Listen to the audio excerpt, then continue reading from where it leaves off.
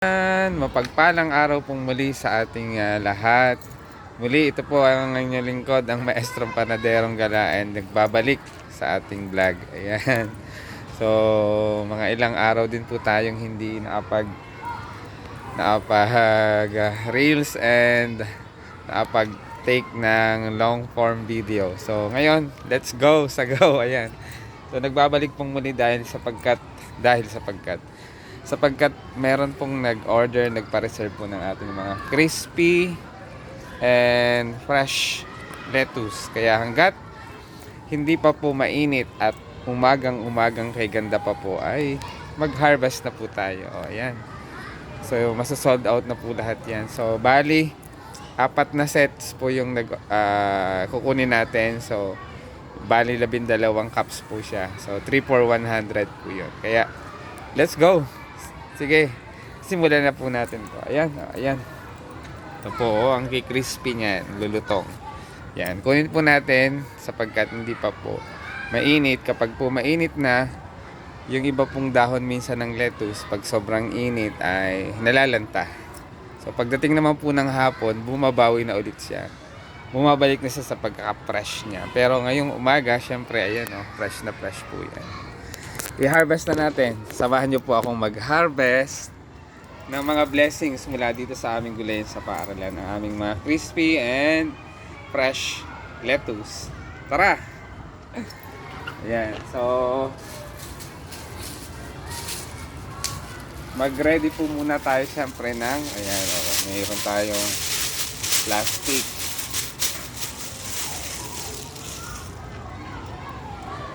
Ito, kunin na po natin to. Oh, ayan Yan, so tanggalin po natin yung medyo natuto yung mga dahon. Oh, ayan, crispy and ayan, fresh na fresh po yung ating lettuce. Dito ko po yan hinahawakan, ayan, para hindi po natin mahirap ilagay sa mga plastic bag. Ayan, ayan po, oh. Tapos, ayan, yung pangatlo,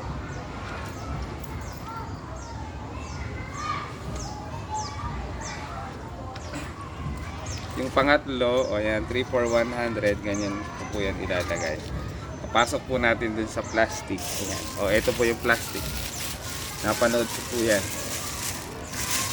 sa isa nating sa aking pinanonood, idol, Sir JB Lettuce. Ayan, shout out to him. Napanood ko po yung paraan ng paglalagay niya ng lettuce para hindi siya maputol yung mga dahon. Yan.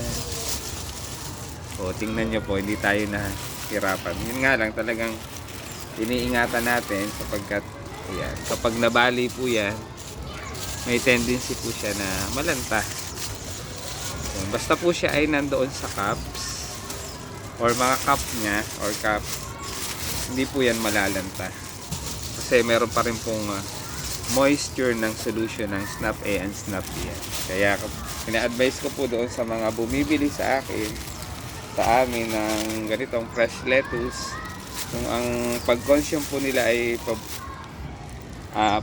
konti lang, halimbawa tatanggalan nyo lang po ng mga ilang dahon, huwag nyo pong tanggalin sa cups, ilagay nyo lang po sa refrigerator at mag-stay fresh pa rin po yung ating lettuce. So ayan, may gulayan tips na naman po kayong natutunan. One down po tayo na ating isang setup ng 3 for 100. So bali 4 na set po yung ating gagawin. Tara! Halina po kayo at i-avail nyo na po ang aming pick, buy and pay. Ayan, so may nagpa-reserve po, kaya ako po yung nag-harvest ngayon. So welcome na welcome po kayo. Kayong po mismo ang magpipick o mamimitas, kukuha ng aming mga fresh at organic veggies. Ayan. So mamaya po mayroon tayong okra, kalamismis or sigarilyas na pwedeng i-harvest. Ganyan din po ang mga talong or eggplant. Let's go!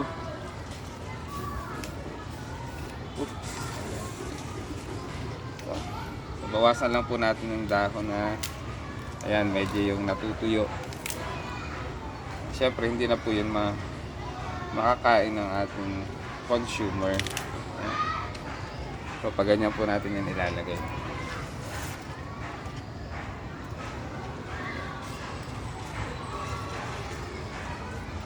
Ayan. Siyempre po yung mga naunang dahon, yan po talaga ay may tendency na ayan, matuyo. Oops.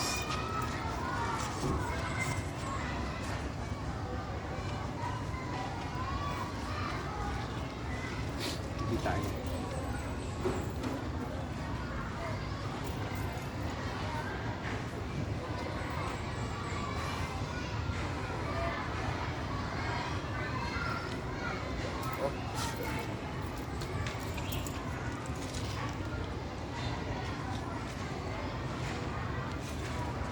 So, bali dalawa po yung kanyang tumubo.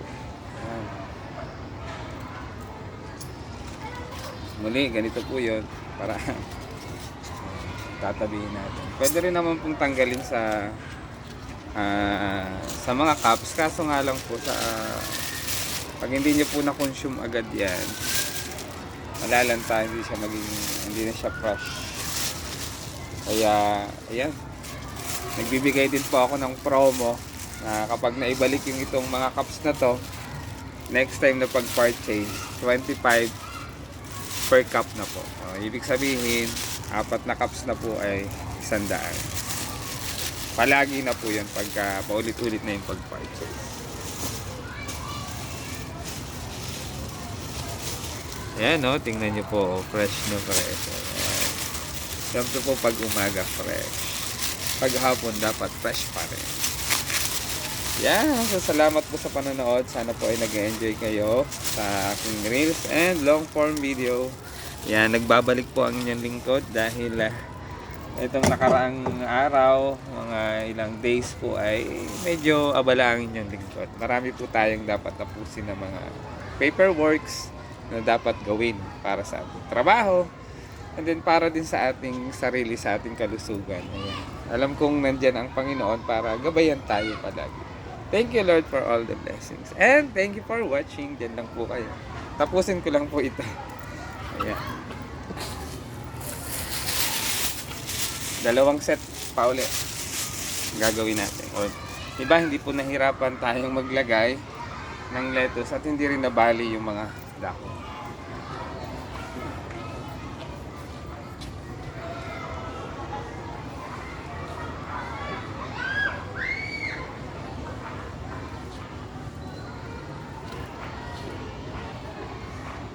Ayun na, eto na, sa kakrispihan po niya, ayan o, nabali na po yung isang dahon.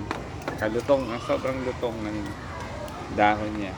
Kaya, iniingatan ko po, mabuti, ayan o. Natanggal na po yung dahon niya. Ayan. Kaya, iniingatan ko pong mabuti kasi, ayan.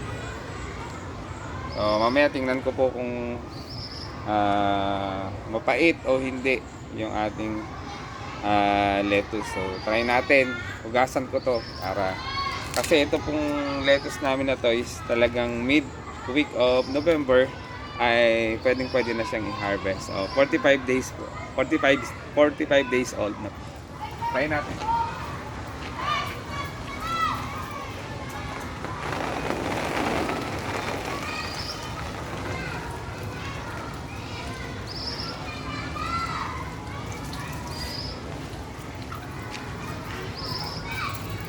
Ayan, so ito po ang lettuce ay dahil po siya ay raw vegetable or food na pwede natin kainin ng raw. Ibig sabihin ng raw, ayan, kahit hilaw ay pwede po natin kainin. Safe.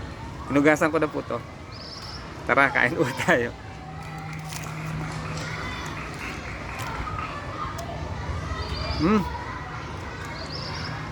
Wala pang kapait-pait. Hindi siya mapait kahit iniwanan ng joke lang. Kahit iniwanan ng kung ano, joke lang. Hindi siya mapait. Sarap. Fresh na fresh. Kain po tayo ng fresh lettuce. Malutong. Ayan, naririnig-rinig niyo po. Crunchy. Crunchy and crispy. Fresh na fresh. Thank you for watching. Pili ko lang po ito. Sayang po yung dahon. Kaya natanggal. Tinesting ko. Kasi po pagka, ayan, for information pong muli, kapag po ang lettuce natin, yung mga leafy vegetable na overdue na po yung kanyang day o yung date niya. Halimbawa, 45 days, umabot na siya ng 50 days. Kung mga dahon niya is pumapait. Mapait pa sa, ayan, joke lang. Pumapait po yan kasi overdue na po sa kanyang edad. Kaya ang ginagawa ko po doon pag nag-overdue na po yung sa amin, pinagugulang ko na po at kinukunan po natin ng mga buto. Ayan. Pero yan, ito, wala pong kapait-pait. Thank you for watching. Sana po ay may natutunan pong muli. Kaya po kapag bibili kayo ng lettuce minsan, tips pong muli, sa bagay, mayroong nagpapa-pre-taste. Tingnan po muna natin yung dahon. Pwede rin kayo kumuha ng isa para i-try po natin kung mapait. Pag mapait na po, ibig sabihin, overdue na po yung ating lettuce. Pero pag walang pait, kapag kinagat nyo po yung dahon, tulad ng ginawa ko ngayon, fresh na fresh pa po. Pwede pa po ang lettuce. Ganun din po sa mga pechay, mustasa. Sobrang pait po sila kapag sobra na yung kanilang gulang or yung date niya. Thank you for watching. Sana po ay nag-enjoy. At sana po ay panoorin niyo po ako hanggang sa dulo. God bless. Tuloy ko lang po ito. Sarap.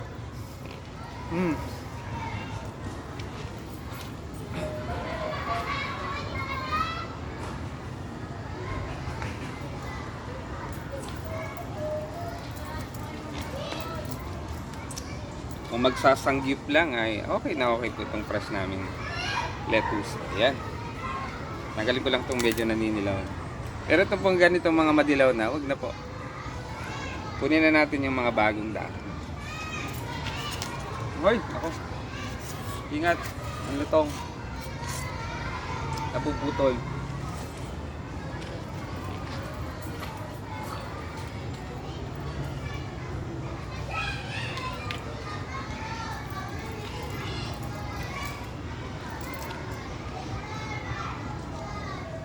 Siyempre po yung mga nasa unahan, yun yung mga dahon na nauna, kaya medyo dumidilaw.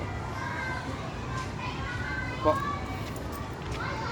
Lagyan natin ng free. So medyo yung dahon niya is, ayan. Gawin natin 4. Kasi yung ibang dahon niya is madilaw na.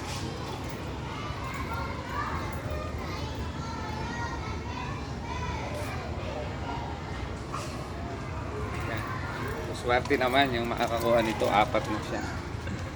Ayan. Sabay na natin ito. Insert na lang natin yung isa mamaya. Ayan, oh. So, may nagpa-reserve po na 4 na order ng aming fresh lettuce. Kaya ito, ang inyong lingkod, bago tayo magsimula ng klase. Harvest tayo. Blessings! Ayan. So, nag-harvest na naman po ang inyong lingkod ng mga blessings. Yan. Thank you for watching and God bless us always. Thank you Lord for all the blessings. Ayan po. Ito po ay biyaya. Mga blessings na ating natatanggap mula sa ating Panginoon. Ayan. Oops, ingat sa dahon. Ang dahon ay malutong. Ayan. So, eto na po yun. Ayan. So, hintayin ko lang po yung iba pang kasi nagpapabili po ako ng mga plastic bag. Wala pa yung aking pinakisuyuan. Kaya, itutuloy ko po. Ayan. So, bali. Eto po. Ayan. 2. 3. May isa pa pong set akong tawag dito. I-harvest mamaya. Para maibigay ko na po dun sa mga nagpa-reserve ng ating fresh and crispy lettuce. Thank you for watching and God bless us always. Po muli ang inyong lingkod, ang Maestro Panadero Galera nagsasabing papagpalang araw, ingat po tayo palagi and huwag po natin kalimutang magpasalamat sa Panginoon sa mga blessings na ating natatanggap. Maliit man o malaki. Maganda man o di maganda or pangit na nangyayari.